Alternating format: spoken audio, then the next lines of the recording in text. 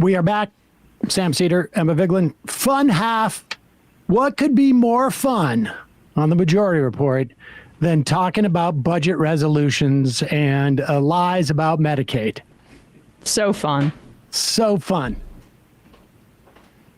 I've really been jazzed about this. Here is Speaker Mike Johnson lying to the American public about what the $880 billion is, where those cuts are going to come from. The committee that is responsible for finding those cuts, their biggest basket of money spent is by far overwhelming. Working requirements, work requirements for Medicaid. That is something that's going out anywhere. Our internet.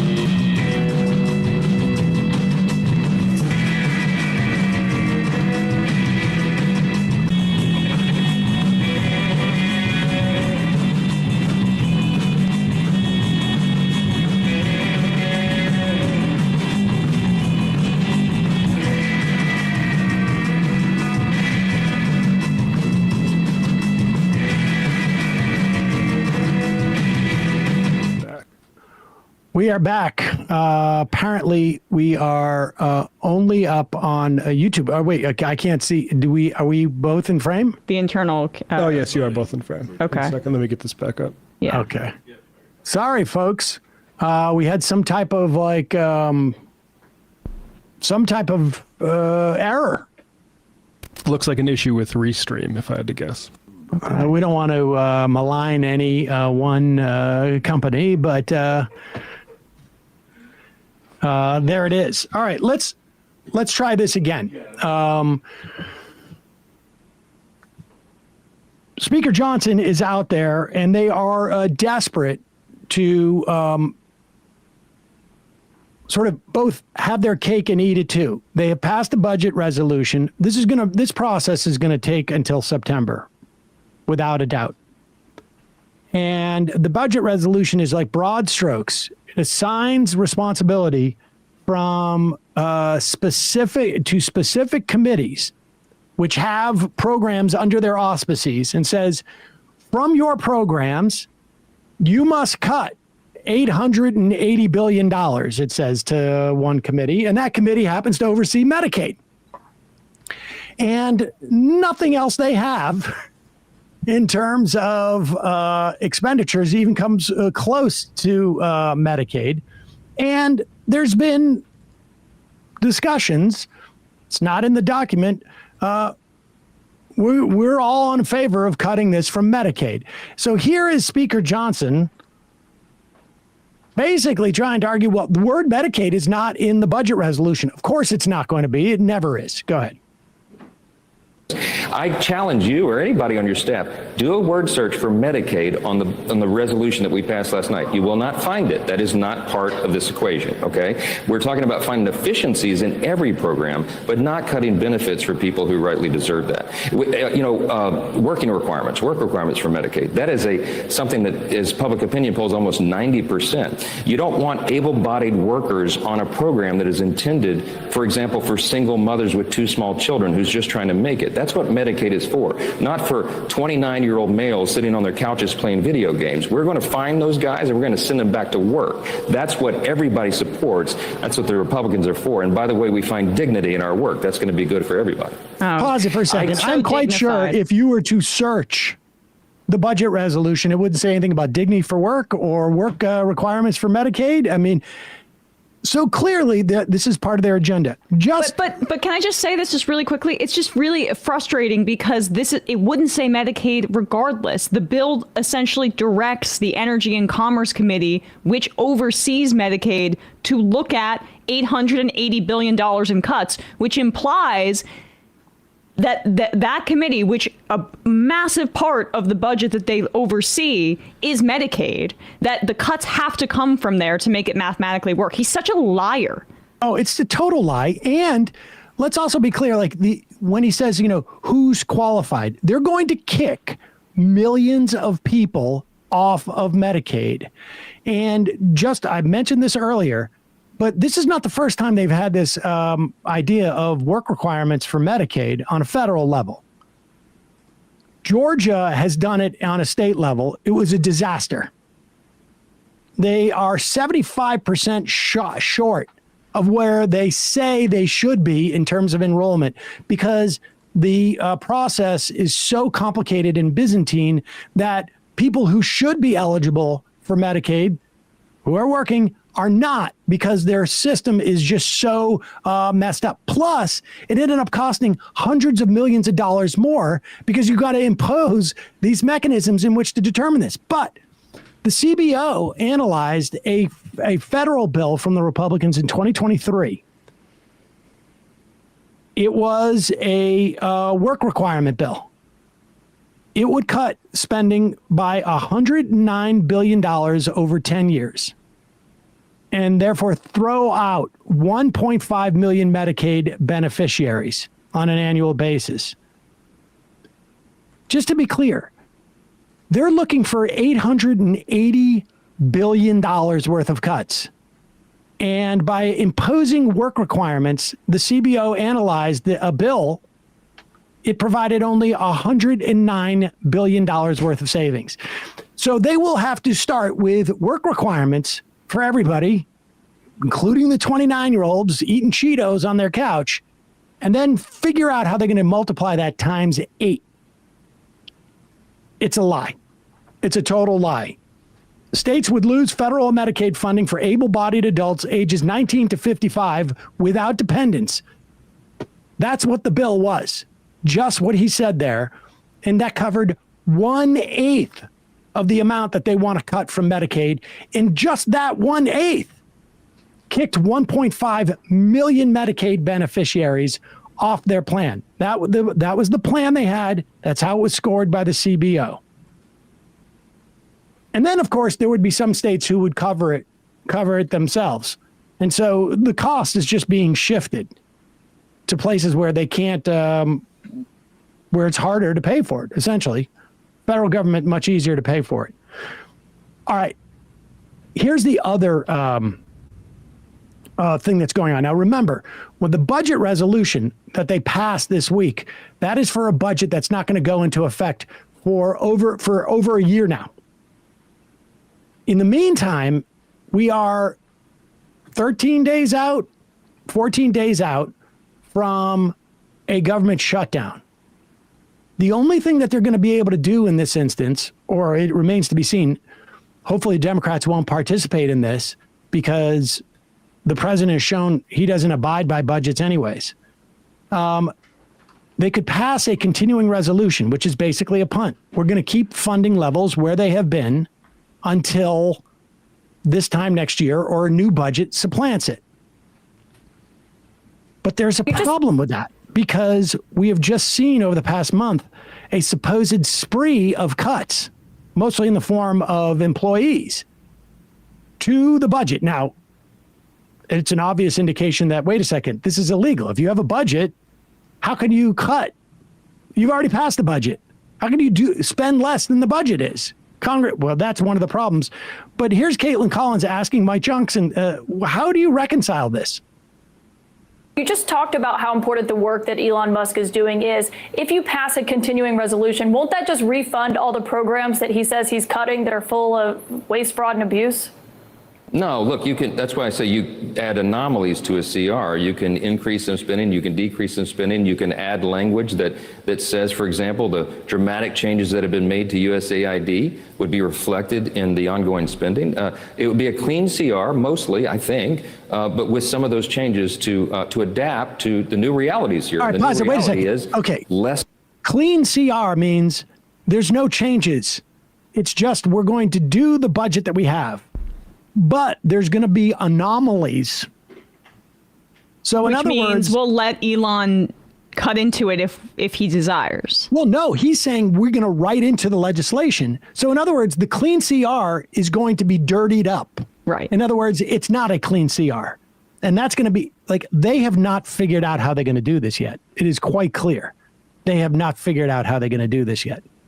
The anomalies are the agenda items that they're saying are not going to be in the clean CR, is basically what you're saying. Well, the point is a clean CR means Yes. we're just going to do a continuing resolution. Right.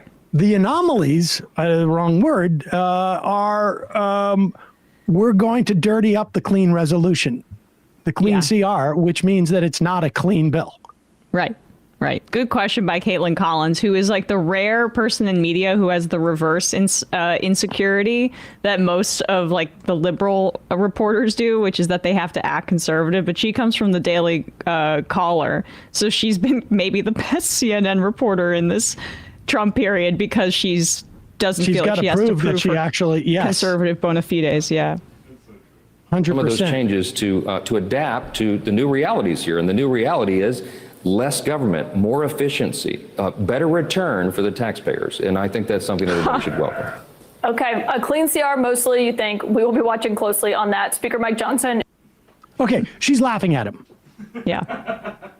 Oh, it's a clean CR, but it's all dirtied up. I got it.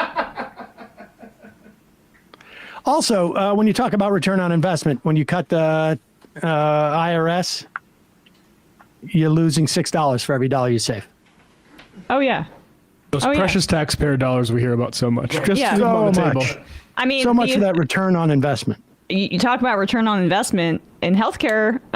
You know what would be the most efficient way to provide people with healthcare is to have one single payer, being the federal government, as opposed to just having some mafia middleman in the middle, pharmaceutical companies, healthcare conglomerates, and most importantly, insurance companies taking their cut and gouging people.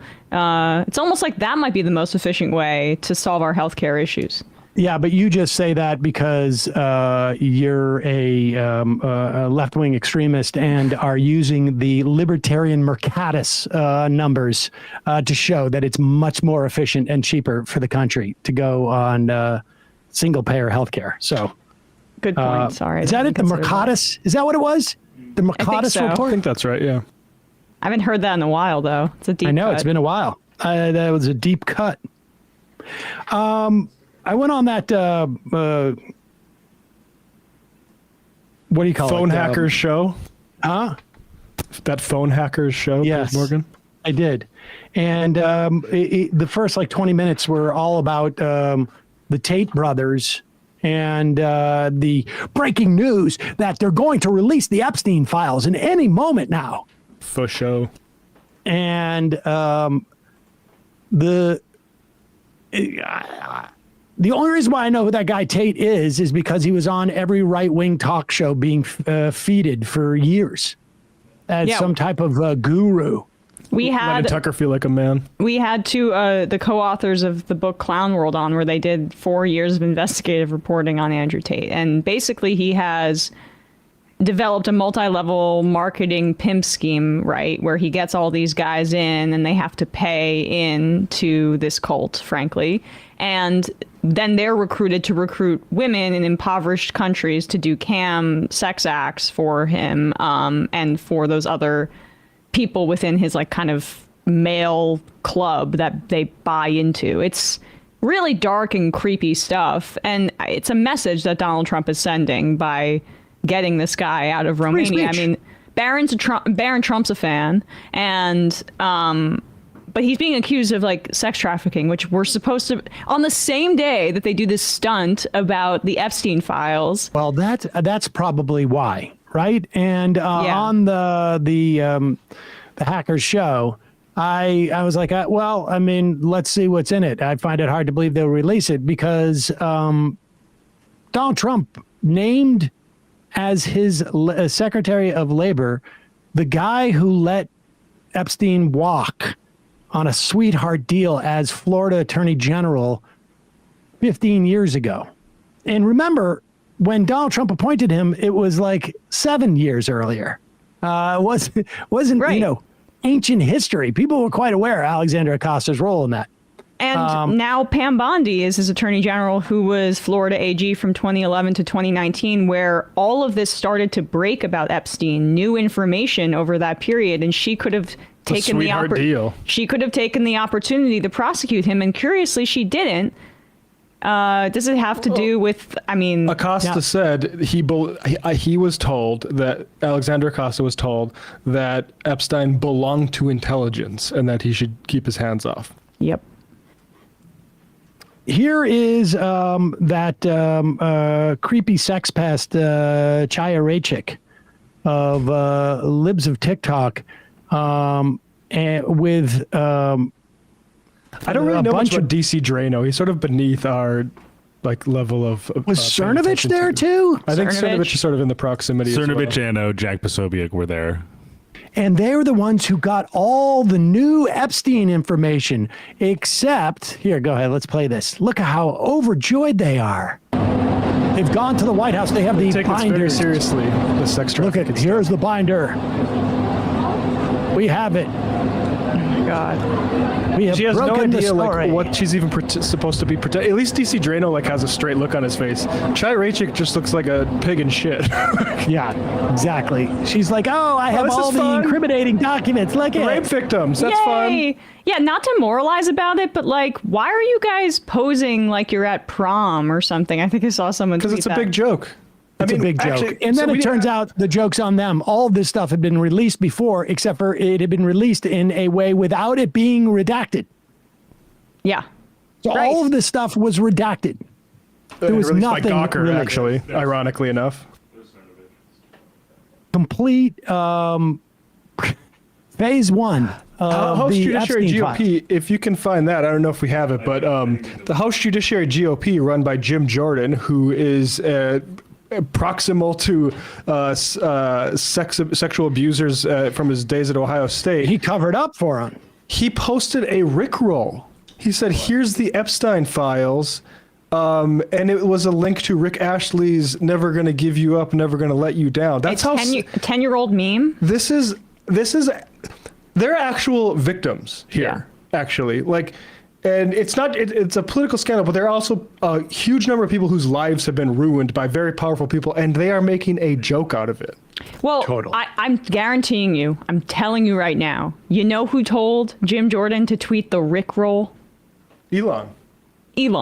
Of course he did. We know that he can't keep current on memes, and all of his memes are 10 years old, like Doge or whatever. This is what, breaking Epstein files release. And then it's a link to, that's a tiny URL, and then it links to the song Rickroll, which, I mean, I feel like this was a joke when I was in high school or college. But I mean, it's just frustrating to see the Trump administration try to throw this out there for folks, because they benefit from keeping their base in this constant state of conspiracism, because it's a distraction from what they're actually doing materially to people's lives. And it's the same thing with Nancy Mace taking up the UFO panel. If this is the kind of thing that you can dangle out there for folks, then you don't really have to look at power as it is. And if you got Glenn Beck was I'm so mad, Trump has been captured, or Trump's being subverted. Does he know what's happening? Yeah. There's nothing new in these files. You are a rube. I mean, I know Glenn Beck knows better, but anyone that takes that seriously is a rube, because Donald Trump photographed with Epstein. When Ghislaine Maxwell went to jail, he said, "I wish her well." Epstein's on tape saying There's a lot of fake stuff out there, though. Who was Epstein's president? on tape saying they were best friends. AI. And Who was president when Epstein was killed? right. Who was president when Epstein was killed? Acosta, labor secretary. Pam Bondi, the other Florida attorney general who did nothing about Bill Barr. Epstein. Bill Barr. Whose dad, I believe, hired Epstein to work at Dalton as a gym teacher or something in the 70s. And then let's not say anything about Elon Musk. AI, fake news. Elon Musk being photographed with Ghislaine Maxwell. Elon Musk's brother Kimball. being set up by Epstein in a romantic relationship. The Normal thing. The It's a flight, matchmaker. the flight logs, the files, it's all a way to distract you from what needs to be uncovered, which are the tapes that were at Epstein's Yes.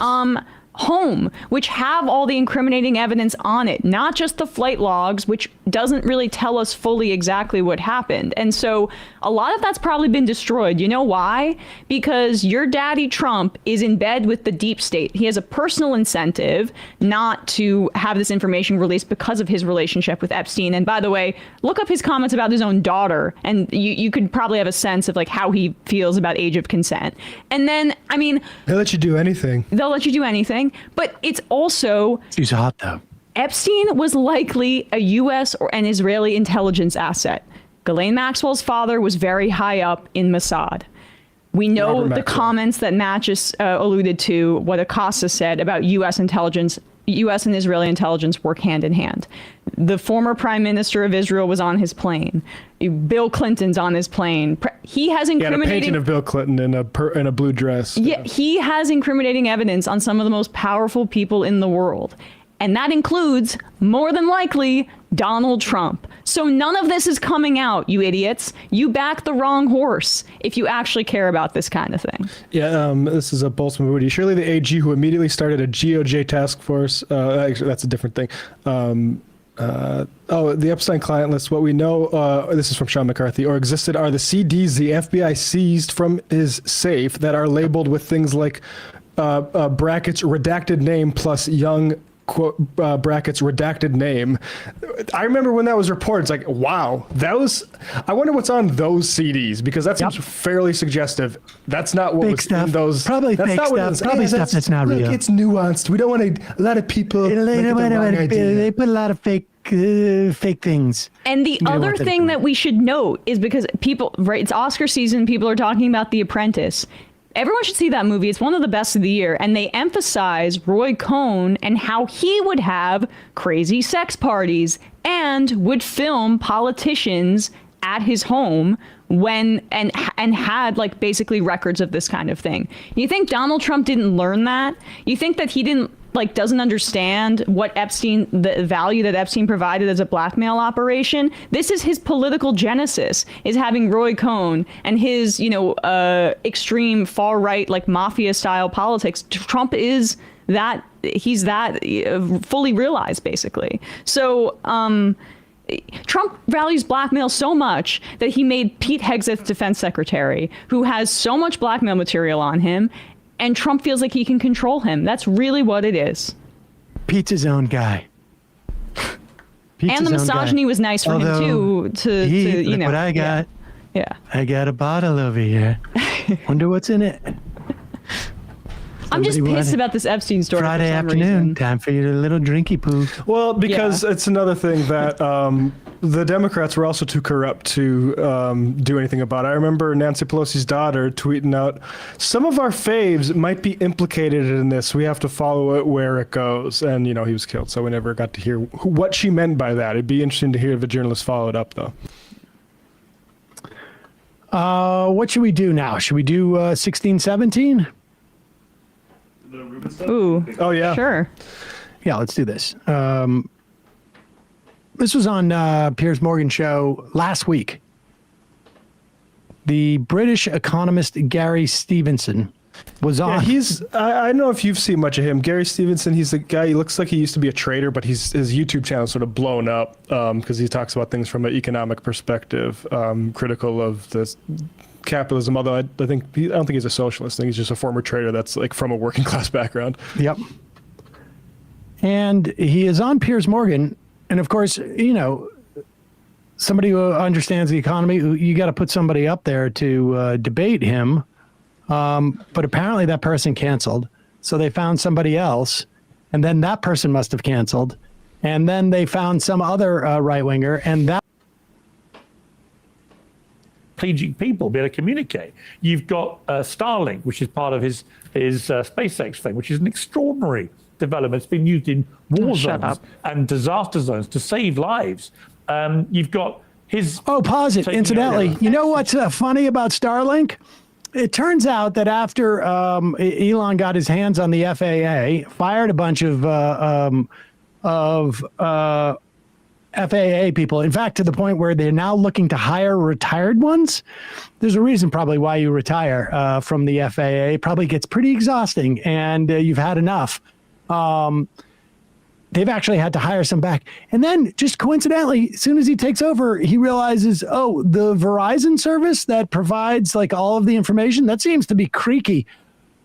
I'm donating some Starlink devices that will ultimately require the FAA to ultimately pay me a ton of money. Here we go. To save lives. You've got his taking over of X, which may not seem as important, but actually restoring genuine balance of free speech. Shut Please. up. Just have a voice. Idiot. I think has been really important to democratic discourse in America in particular. And he's got other things that he's done. And you put it all together and you think, what's this guy done? He's created these extraordinary things. He's now planning humanoid robots to take away a lot of the drudgery of our lives. He wants to colonize Mars because he thinks that one day we're going to need another planet. He's probably right about that. He's got a massive brain.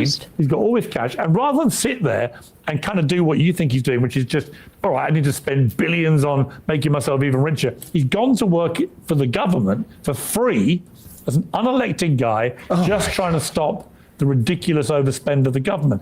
And in the process, he's employing several 100,000 people in America, and he's a South African immigrant to America, right? It's hard to think of a more positive story. No. And yet, by your criteria, you would say, well, you know, sorry, but I'm not going to put words in your mouth, and I don't want to miscategorize you, but to sort of portray him as one of the bad guys, I think is probably very unfair. I ain't here to call. I ain't never met Elon Musk. Yeah. I ain't never met the guy. He could be a nice. Have you met him? I met him once last year for a couple of If he hours. wants to copy my book, I'll sign one for him. We can send it over, right? Look, listen. I'm not here to attack Elon Musk. No, but you know my point. I'm here to He protect. can afford a copy. I'm He'll here buy to it. protect my people's ability to feed and house their children, and they're losing that. Right. They're losing that. And listen, But why is that Elon we are Musk's not- fault? Because he's I ain't saying employing it's Elon hundreds Musk's of fault. thousands of This people. is because wealth inequality is rapidly increasing, and wealth is being sucked out. I of the hear middle you, class. I hear you, but why is, but what can he do about it?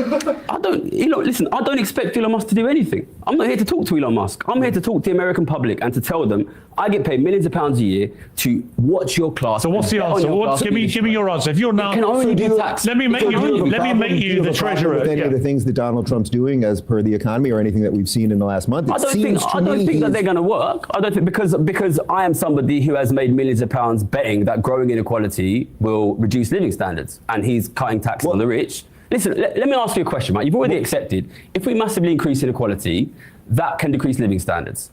If we massively decrease tax on the rich, people who make passive income of $200 million a year, do you think that will affect living standards of the middle class?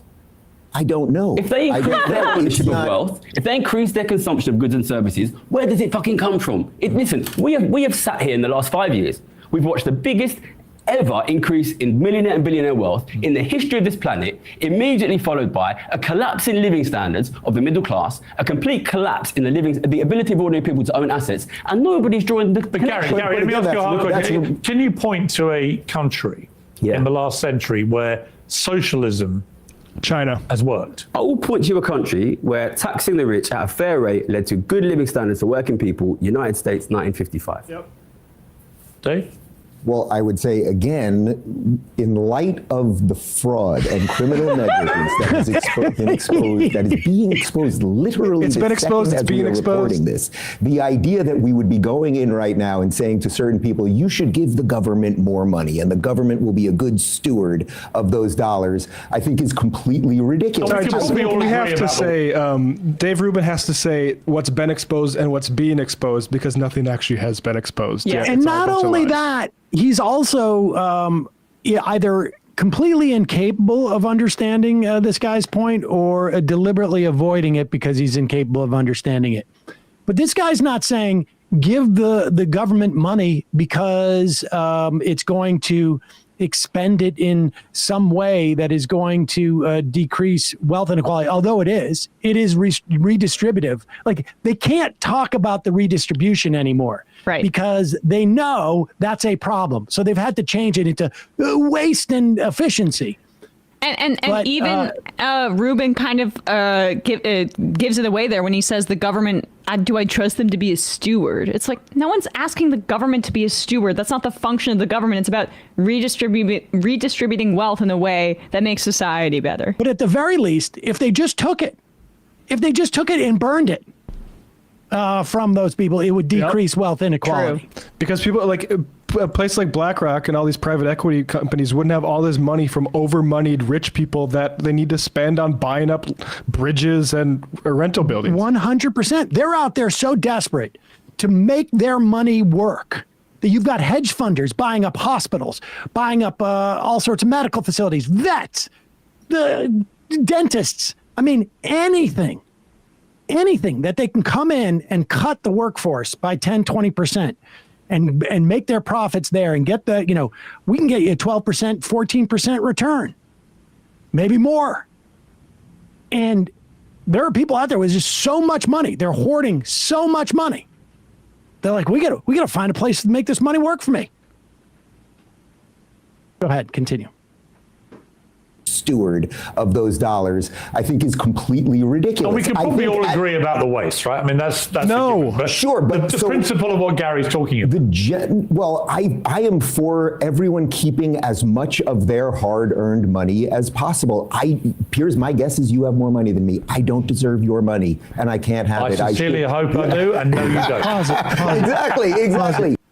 Is it hard-earned money when people go and speculate in crypto, in stock valuations, in just like, is it hard earned when you're basically just coming in and saying, yes, cut the workforce by 10%, my stock will increase, and I'll just take that. I mean, Is that hard earned? All the hard work the billionaires did. Or is it to just make like awarded? Yeah, like Gary gets into billionaires are making so much more money. That's why I started talking about Elon Musk. Do you think it was because of he started working harder? He just wasn't working quite as hard before the pandemic, and then he started working. Oh, he's even working 23 hours on ketamine a day instead of 22, and now that's why he's making. No, it's because He must have been working twice as hard that. if he doubled his net worth. He must have been working twice as hard. Might have been. He could have been working. 24 times 7? He could have been working 48 times 7. He could have, and Gary even said it in his response was that people like that are making $200 million a year on passive income, just like having that kind of wealth accrue. Money, and I can't have it. I sincerely hope I do, and no, you don't. Exactly. And I don't deserve your money either. And I think that the overall concept here, nobody's talking which about is giving that it to somehow if we can just take from these people, it's not to say that the system I want to be is clear. perfect. I'm not trying to but take if from we the can- rich. I'm not trying to take from the rich. But you just said you wanted to get us back to 1950s rates of tax. I am trying to stop the redistribution. I am trying to stop the redistribution that is happening in front of our eyes.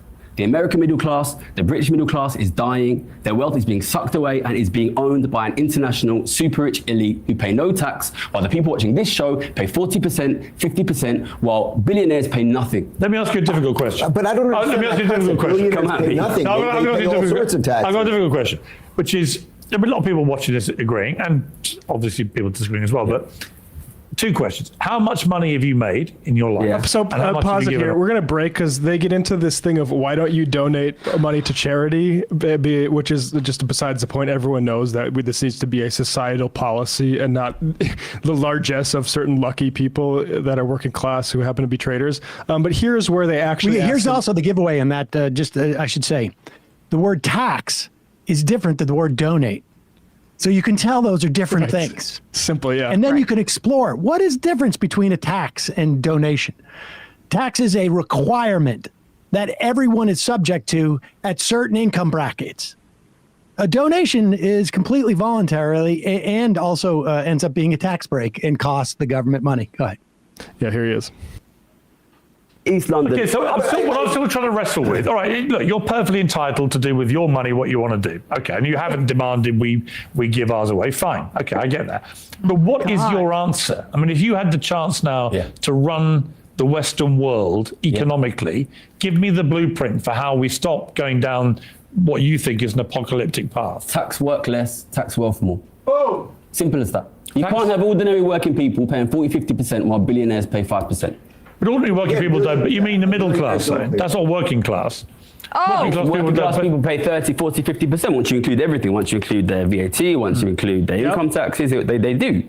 Once you include their health taxes, What would it's you essentially be, a tax. would you be for a flat tax? Pick whatever the number is, 12% on No, because it won't work. A flat tax is still going to work. Listen. So what would you like to see? I know you're an American, okay? Listen, look at the history of my country, okay? For hundreds and hundreds of years, a small, tiny, super wealthy elite lived the fucking dream while ordinary people live lives of desperate poverty, okay? That is what is going to happen to your country, and that is what is going to happen to my country if you do not protect the working class from the rich. But There is that's no exactly what we're doing right now. That's what Well, Donald we'll Trump see. did. We've made our bets. That's what Donald Trump's entire movement is all about. It's a movement of we the people. And Well, by the it's way, good what you said because- earlier, Piers, was completely right. Pre-COVID, go to Donald Trump's State of the Union speech before that's COVID. good. Yeah. What does he Talks do? He about gets how, up there, talks. Yeah. Dave, just So dumb. how does anybody look at that conversation and come away with? Dave is a deer in headlights there. It helps when It's the the host suit. is in the bag for the same idea. Right. 100%. But Piers did a better job, even though it was agonizing, explaining it than even his guest did. But that's Piers Morgan's like role, right? Morgan is essentially the host version of this debate thing of Dave Rubin, where Rubin's now just a full-blown conservative, but Piers kind of pretends he's still a liberal, even though that's just straight out of like what I would hear on Fox News in 2012 or something like that. We're still faced with that. And I would also say, like, yes, I would inhibit the ability. I mean, I would take it a little bit further. I would inhibit the ability of people to earn that. Now, the problem is that we haven't had 1955 or 1965, for that matter, tax rates in this country over the past 20 years, or really over the past 50 years. And so we need to claw some of that wealth back. So we need to have that highest top marginal tax rate like we did in the 1950s in this country, which was 90 cents on every dollar over 470,000, which would in today be $3 million. And then we need to have a wealth tax so that we can claw some of that money back. Yep. Because it is both economically unsustainable and unsustainable in the context of democracy. We've talked about that all day today. The reason why Republicans are going to be less responsive to the fact that people don't want them to cut Medicaid.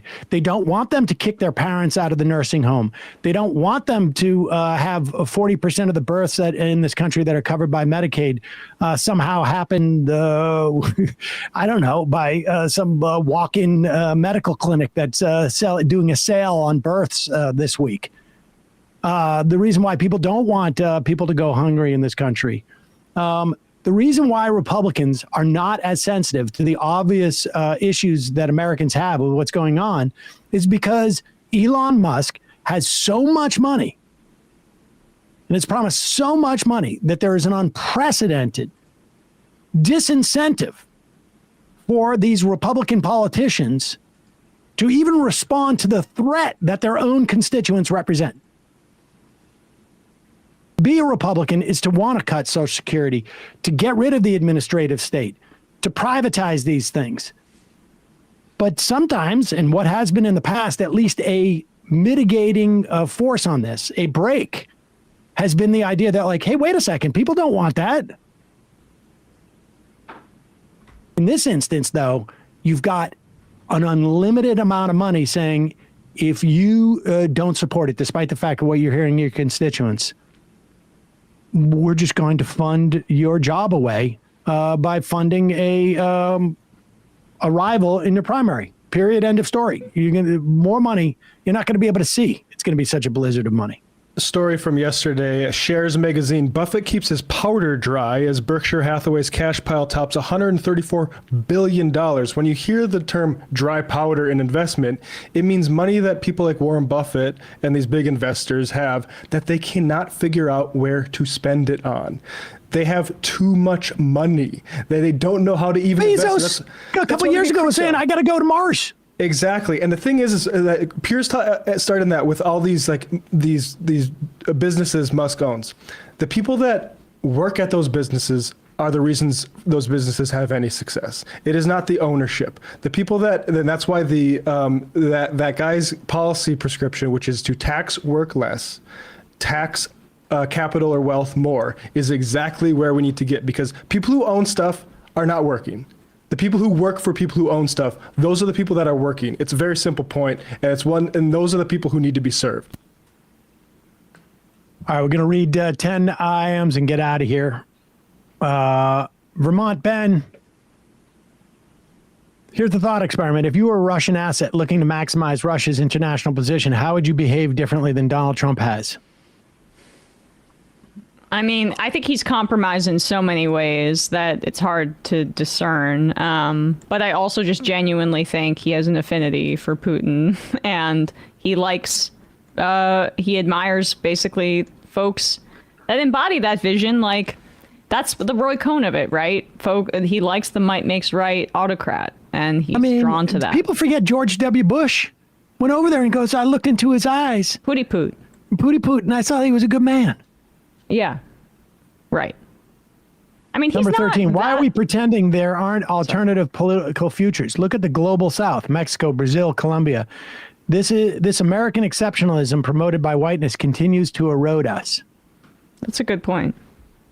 Yeah, I think so. I just think that like we're there's definitely a different opportunity. It's just like we're heading the wrong direction right now. Yeah. Yeah, I mean, we talk about Scheinbaum all the time. I think the idea that, I'm a little bit surly at the idea that we don't include that as part of the imagination, at least here. I don't know if that was a criticism of us. I talk about her every chance I get. I think it was less us and more like broadly as a society, maybe. Well, if Scheinbaum was a centrist who supported, quote, Israel's right to defend itself, we'd hear a lot more about her, but... That's true. JD's Pants. What job do they think they should hire literally anyone for 20 hours? They just want poor people to die. Indeed. Mega MCA. We're going to tribute, not spoils. Yeah. All right. Militant apathy. Trump sounds very stable. Everything goes back to the bathroom with that dude. There's definitely a pee tape. Dave from Regular Estonia. Say what you will about the Republicans, but their will to implement their policy is impressive. Democrats could learn a thing or two. Just in case you thought the Dems weren't doing anything, Washington Post reporting they're launching a campaign to get 100 doctors elected to Congress to counter RFK-style future appointments. So there's that. I think Trump was confusing the laptop in the bedroom with the files that were found in the bedroom in Mar-a-Lago. Mixed that. Hello, Sam. This isn't earth-shattering, but I haven't seen it mentioned elsewhere. Doge was the title of the wealthy ruler of the Venetian Republic for roughly 1,100 years. Elected by the mercantile oligarchs of Venice, while there were some checks on his power, for instance, he couldn't name a successor, the Doge more or less served as the elected monarch for life. Seems obvious that employing the title conveniently serves a half-clever way for Musk to troll historically literate liberals and as well as indicate his oligarchic intent. All hail his serenity, Doge Elon the First. My thanks and gratitude to everyone at the Majority Report. Well, also remember, that was the name of his coin. So it was, it's a marketing ploy. Right. Working for free. I'm going to try calling in 218 area code with a perspective of a nonprofit nursing home worker on what Medicaid cuts would mean to rural nursing homes. Monday. All right, 5 more. Sam from Ottawa. Doug Ford just won 75% of the seats with 40% of the vote in our province. Democracy's a joke if the system is one. Commie Tree. John Lewis, famously known for throwing his hands up and saying God has a plan as he watched his community burn, right? Anonymous. Your feed on the app is cutting out. Yes, it's all about the I'm surprised optics. it's there at all because it's probably only on YouTube right now.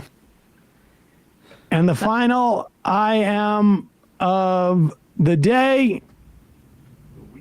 Of the week. Of the week. February. Of the month. Rent checks tomorrow, y'all.